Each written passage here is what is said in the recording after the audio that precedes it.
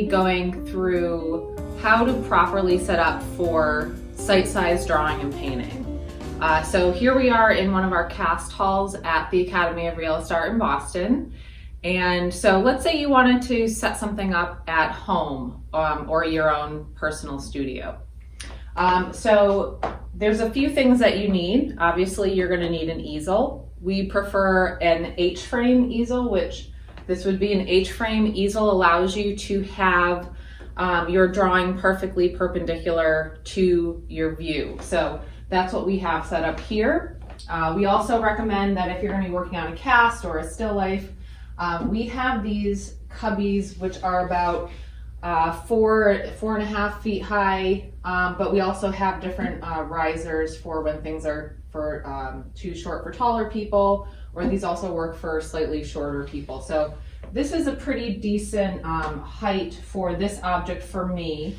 This would be like my working area, so that I wouldn't be drawing down here too much or stretching too far up. So you want to have something that's about eye level-ish for your surface setup. So we have our easel and we have our surface. We don't want them very far apart. We want them as close together as possible. It allows us to flick our eyes back and forth very easily, okay? So here I have a drawing board and a piece of paper set up, ready to go. I like to have this as close to my object as possible. That again allows me to really use my eyes to flick my eyes back and forth.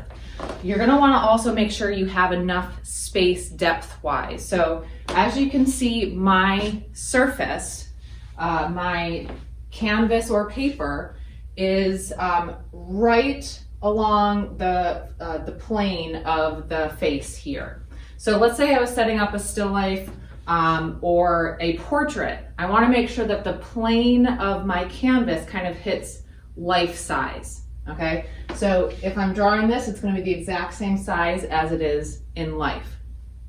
If I were to pull my easel forward and keep the object there, and I drew here sight size, my object would only be this big. It would be very, very tiny. Okay, so the closer our easel is to our standing point, the smaller the object is. The further away my canvas is, the larger it gets. So let's say you want to blow up a portrait huge. Have the person stand here and then place your canvas extremely far back. Okay, so sight-size drawing does require you to have some physical space depth-wise for you to work. And I usually say about like 10 feet is a good depth to have the amount of space that you're going to need to set up a full sight-size setup. Okay, so we have our easel, we have our drawing board and or canvas along about the same plane as our major object or stuff. We have single light sources. So single light sources are extremely important for the learning process. We actually have 2 clamp lights, one that's dedicated to the board and one that's dedicated to the cast.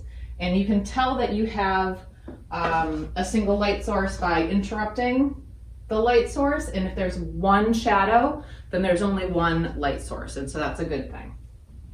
The easel, you don't want to be too bright, so you want a mostly even fall of light. You don't want it to be too bright at the top and too dark at the bottom. Try to get as even of a fall of light on your paper as possible. Okay, so single light source, you can use the same light source for both. So if you are using natural light, you're likely going to be using that natural light for both your easel and the setup. Okay, so we usually use basic clamp lights. You can get these at Home Depot. I personally like these smaller ones because they don't give as much reflection off of the cone here. And we also use flood bulbs, and I'll try to include a link in the comments to what bulbs we like to use for these. I also like to use LED panels that are good CRI and adjustable for warmth and brightness. So to control that light, we use Cinefoil. Cinefoil is cheap and really great to use. It makes the most horrible sound when you work with it. Once it's up there, it's up there. Cinefoil is a great way to control the light. So if you need to block some of your easel light from getting onto your cast, Cinefoil is a great way to do that. Okay, so once we have our easel set up and our thing set up pretty much on the same plane, you want to make sure your easel is level. So that's why we also use a level. That's going to make sure that your easel is level this way, not only this way, so it's not kind of wonky wobbly this way, but you also want to make sure that your easel's not leaning backwards or forwards at all. So that's going to create a skewed drawing. So you want to make sure that not only is your easel level this way, but also you don't want it leaning forwards or leaning backwards. So a level is a really great tool to have. So that's mostly what you need to physically set up the stuff around you. That's physically setting up for sight size, and then where to stand. Okay, so I don't want to stand this close to my subject and to everything. What I want to do is make sure that when I stand far enough back that when I outstretch my arms, that if I close one eye, I kind of get a dinner plate size, that both my subject and my drawing are in the same kind of dinner plate size. Okay, so that allows me to make sure that things aren't going into my peripheral vision. That's where we can start to get distortion and we can get things, our measurements really not working very well. So we want to make sure that we are back far enough to retain everything, including our drawing and our subject, within about a dinner plate size. So once you're in that place, you want to be between the subject and your drawing. You don't want to be totally in front of your drawing or your subject, and you don't want to be totally in front of your drawing. Both of those situations will give you issues with measuring, okay? So try to be directly between the two of them so that you can quickly flick your eyes back and forth, okay? So if I'm too far this way, it'll give me a skewed version of my drawing. If I go over here, I'm looking at it from a different perspective. So once you've decided where you're standing, I highly recommend that you tape your feet. You're going to want to make sure you wear the same shoes. So my perspective of this cast, I want to have a single perspective. So when I'm really looking at it and measuring it, I'm using one eye. But if I wear different height shoes, my view from here is different than my view from here. My alignments here are different than my alignments here. So I do recommend wearing the same shoes every time you're working on the same drawing. We also use something for our sight size called a click-in point. A click-in point is something where you actually place maybe a piece of tape or a mark on the wall behind the subject and have it line up with something so that I can close one eye and, for example, this cast has a pink string behind it that acts kind of like a plum.